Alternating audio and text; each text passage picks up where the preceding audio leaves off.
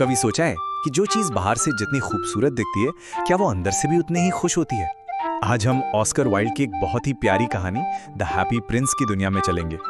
ये एक ऐसी कहानी है जो हमें सिखाती है कि असल में कीमती क्या होता है।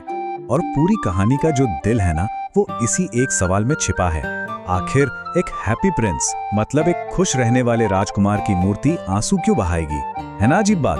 तो चलिए इसी रहस्य से पर्दा उठाते हैं और देखते हैं कि इस चमकती हुई मूर्ति के आंसुओं के पीछे क्या राज छिपा है। तो कहानी को समझने के लिए सबसे पहले ये देखते हैं कि दुनिया की नजर में ये राजकुमार कैसा था। एक चमकता हुआ सुनहरा प्रतीक।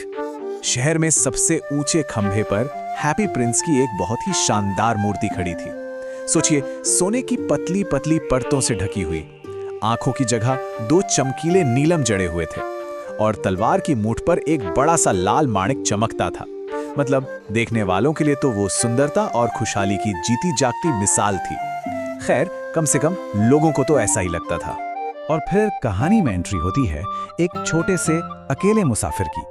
ये एक अबाबिल पक्षी है जो अपने झुंड से बिछड़ गया है।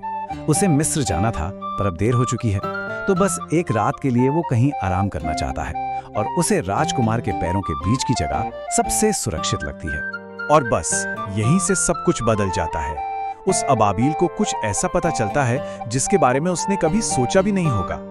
इस सुनहरी चमकती हुई मूर्ति के पीछे एक बहुत गहरा दुख छिपा हुआ था। जरा सोचिए, वो अबाबिल कितना हैरान हुआ होगा। आसमान बिल्कुल साफ है और अचानक उस पर पानी की बूंदें गिरने लगती हैं। बारिश? नहीं, ये बारिश नहीं थी। ये तो उस राजकुमार की आंखों से बहते हुए आंसू थे जो उसके सुनहरे गालों पर लुढ़क रहे थे। फिर राजकुमार अपनी कहानी बताता है। वो कहता है कि जब वो जिंदा था तो उसका जीवन एक सुनहरे पिंजरे जैसा था। महल में दुख दर्द को आने की इजाजत ही नहीं थी। उसने कभी असली तकलीफ देखी ही नहीं। लेकिन अब मरने के बाद उसे इतनी ऊंचाई पर खड़ा कर दिया गया है जहां से वो अपने प्यारे शहर की सारी बदसूरती, सारी तकलीफें देख सकता है। और ये सब देखकर उसका दिल टूट जाता है। और यही तो है इस कहानी का असली दिल। एक तरफ महल की वो जिंदगी जहां किसी गम का पता नहीं, और दूसरी तरफ शहर की वो कड़वी सच्चाई जिसे देखकर राजकुमार का शीशे का दिल भी पिघलने लगा था। अब देखिए, राजकुमार खुद तो हिल नहीं सकता था, लेकिन उसके पास एक आवाज थी और उस आवाज में बहुत करुणा थी। तो उसने अपने इस नए दोस्त, उस छोटे से अबाबिल से एक गुजारिश की। उसने कहा कि तुम मेरे हाथ पैर बन जाओ, मेरी तरफ से नेकी का पैगाम लेकर जाओ। और फिर राजकुमार ने उस अबाबिल को 3 अलग-अलग मिशनों पर भेजा। हर एक मिशन का मकसद था शहर के किसी न किसी कोने में तकलीफ को कम करना। और जानते हैं कैसे? अपने ही शरीर के कीमती हिस्से देकर। पहला मिशन एक गरीब दर्जी के लिए था। उसका बेटा तेज बुखार में तप रहा था और संतरे मांग रहा था, पर मां के पास पैसे नहीं थे। राजकुमार ने अबाबिल से कहा, जाओ, मेरी तलवार की मूठ से ये कीमती माणिक निकालो और उसे दे आओ। और पता है क्या हुआ? उस कड़कड़ाती ठंड में जब अबाबिल ने वो माणिक उस औरत को दिया तो उसे एक अजीब सी गर्माहट महसूस हुई। ये आग की गर्मी नहीं थी, ये कुछ अच्छा करने की, किसी के काम आने की खुशी थी। एक ऐसा एहसास जो उसे पहले कभी नहीं मिला था। इसके बाद अगला मिशन था एक नौजवान लेखक के लिए। वो बहुत टैलेंटेड था, पर ठंड और भूख के मारे अपना नाटक पूरा नहीं कर पा रहा था। राजकुमार ने अपनी एक आंख जो नीलम की थी उसे दे दी। इस नीलम ने उसे सिर्फ पैसे नहीं दिए, उसे उम्मीद भी दी।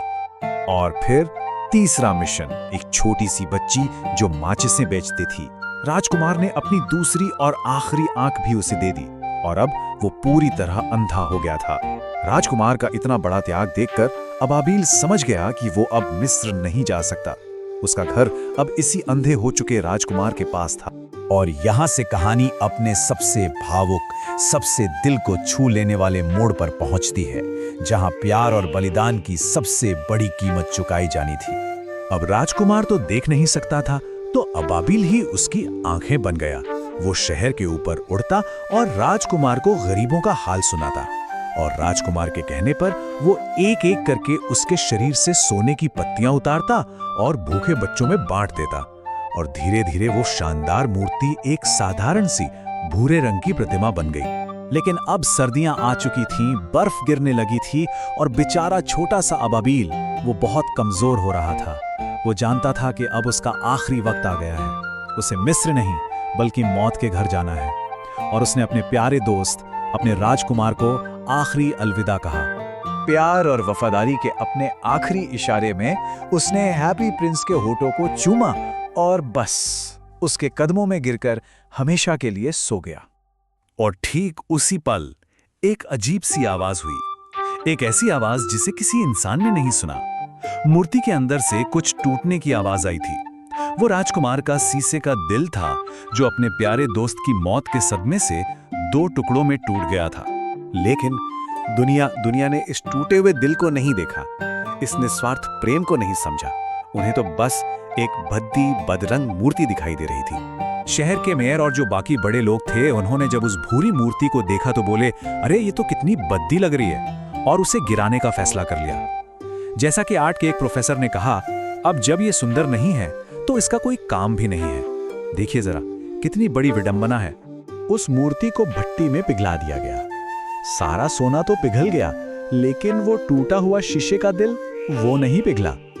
आग भी उसे नहीं गला सकी, क्योंकि वो प्यार और करुणा से बना था।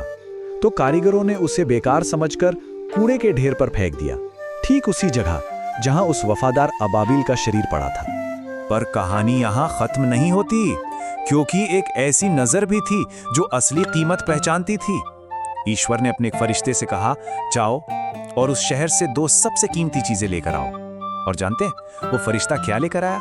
वही टूटा हुआ शीशे का दिल और वो मरा हुआ छोटा पक्षी। और ये कहानी हमें एक आखिरी और सबसे जरूरी सवाल के साथ छोड़ जाती है कि आखिर सबसे कीमती चीजें हैं क्या? क्या वो सोना और जवाहरात हैं जो बाहर से चमकते हैं, या फिर एक ऐसा दिल जो दूसरों के लिए प्यार, दया और